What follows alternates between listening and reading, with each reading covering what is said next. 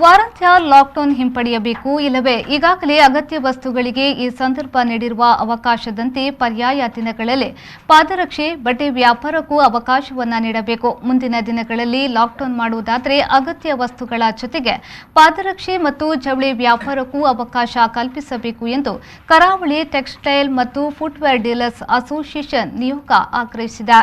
ಸುದ್ದಿಗೋಷ್ಠಿಯಲ್ಲಿ ಮಾತನಾಡಿದ ಸಂಘದ ಅಧ್ಯಕ್ಷ ಸಂತೋಷ್ ಕಾಮತ್ ಅವರು ಈಗಾಗಲೇ ಈ ಬಗ್ಗೆ ನಿನ್ನೆ ಮುಖ್ಯಮಂತ್ರಿ ಬಸವರಾಜ ಬೊಮ್ಮಾಯಿ ಅವರಿಗೆ ಮಂಗಳೂರಿನಲ್ಲಿ ಮನವಿ ಸಲ್ಲಿಸಿದೆ. ಅವರು ಪೂರಕವಾಗಿ ಸ್ಪಂದಿಸುವ ಭರವಸೆ ಇದೆ ಎಂದರು. ವಾರಾಂತ್ಯದ ಲಾಕ್ಡೌನ್ ನಿಷ್ಪ್ರಯೋಜಕ, ಅದನ್ನು ಕೈಬಿಡಬೇಕು ಎಂದು ಆಗ್ರಹಿಸಲಾಗಿದೆ. ಸೋಂಕು ತಡೆಯಲು ಬಿಗುವಿನ ಕ್ರಮ ಕೈಗೊಳ್ಳುವುದಾದರೆ ಸರಪಳಿ ಕಡಿತಗೊಳಿಸಲು ಆಸ್ಪತ್ರೆ, ಔಷಧಾಲಯ ಹೊರತುಪಡಿಸಿ ಎಲ್ಲಾ ವ್ಯವಹಾರಗಳನ್ನು ಬಂದ್ ಮಾಡಿದರೆ ಮಾತ್ರ ಉದ್ದೇಶ ಫಲಪ್ರದವಾಗಲಿದೆ. ಆ ಕ್ರಮವನ್ನು ನಾವು ಸ್ವಾಗತಿಸುತ್ತೇವೆ ಎಂದರು. ಈ ಬಗ್ಗೆ ಮುಖ್ಯಮಂತ್ರಿ ಟಾಸ್ಕ್ ಫೋರ್ಸ್ ಸಭೆಯಲ್ಲಿ ಚರ್ಚಿಸಿ ಸೂಕ್ತ ಕ್ರಮ ಕೈಗೊಳ್ಳುವ ಭರವಸೆಯನ್ನ ನೀಡಿದ್ದಾರೆ. ಸಮಸ್ಯೆ ಬಗೆಹರಿಯದಿದ್ರೆ ನಾವು ಸಹನಾ ಶಕ್ತಿಯನ್ನ ಕಳೆದುಕೊಳ್ಳಬೇಕಾಗ್ತದೆ. ನಮ್ಮ ಉದ್ಯೋಗಿಗಳು, ಕುಟುಂಬದವರು ಬೀದಿಗಿಳಿದು ಹೋರಾಡುವುದು ಅನಿವಾರ್ಯವಾಗಲಿದೆ ಎಂದು ಸಂತೋಷ್ ಕಾಮತ್ ಎಚ್ಚರಿಸಿದರು.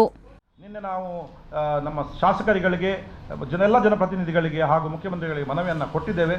3 ಆಪ್ಷನ್ ಅನ್ನು ಕೊಟ್ಟಿದ್ದೇವೆ. ಒಂದ, ನೀವು ಜನಸಾಮಾನ್ಯ ಹಿತದೃಷ್ಟಿಯಲ್ಲಿ, ದೇಶದ ಹಿತದೃಷ್ಟಿಯಲ್ಲಿ ಕೊರೋನಾ ನಿರ್ಮೂಲನೆ ಮಾಡುವುದಾದರೆ 14 ದಿನ ಲಾಕ್ಡೌನ್ಗೆ ನಾವು ಬದ್ಧರಾಗಿದ್ದೇವೆ. ನಾವು ಸಂಪೂರ್ಣ ಸಹಕಾರ ಕೊಡ್ತೇವೆ.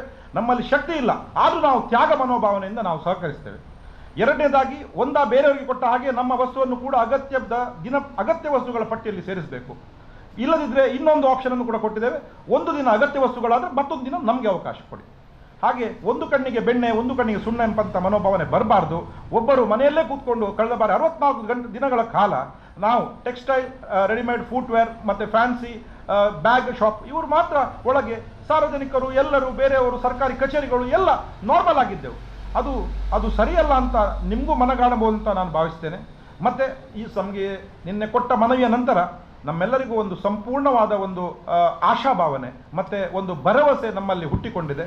ಈ ಭರವಸೆ ಒಂದು ವೇಳೆ ಹುಸಿಯಾದರೆ ಮುಂದಿನ ದಿನಗಳಲ್ಲಿ ನಮ್ಮಲ್ಲಿ ಸಹನಾ ಶಕ್ತಿ ಕಳೆದು ಹೋಗಿದೆ.